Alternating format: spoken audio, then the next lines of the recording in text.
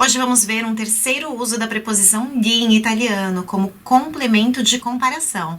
Oggi vedremo un terzo utilizzo della preposizione di come complemento di paragone. Presta attenzione agli esempi. Questo argomento è più difficile dell'altro. Carlotta è più alta del fratello. Marco è il più bravo studente della classe. Il segno dei pesci è il più creativo dello zodíaco.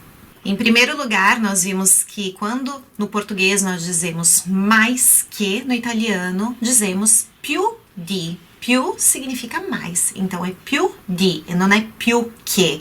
No italiano si diz più di, più difficile dell'altro, più alta del fratello, più bravo della classe, più creativo dello zodíaco.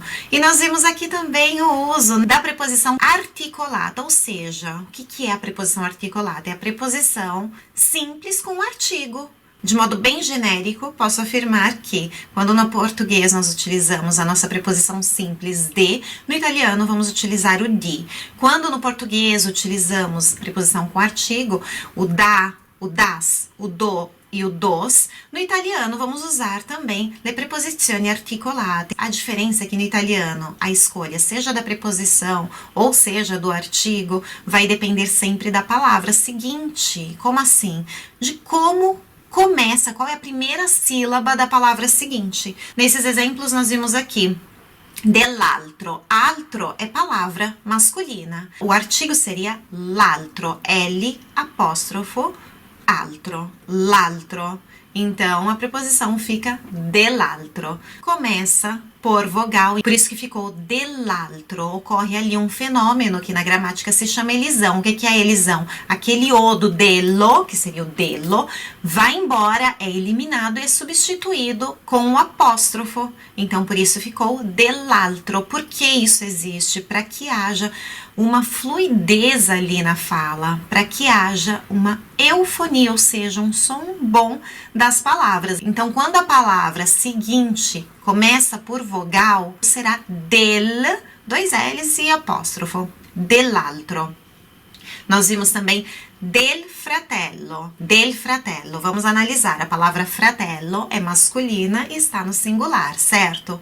E começa com uma sílaba qualquer, uma consoante qualquer, começa com fra. O artigo é il fratello. Então, a preposição será del. A preposição del é a preposição di mais o il. No caso de classe, palavra feminina, singular, la classe. Então, a preposição articulada fica della classe, di, preposição simples, mais o artigo la, fica della classe. E como último desses exemplos, nós temos dello zodíaco. Por que dello zodíaco? Porque a palavra zodíaco começa com Z, faz parte de uma categoria ali de palavras que começam com umas consoantes mais chatinhas, S impura, Z, X, Y.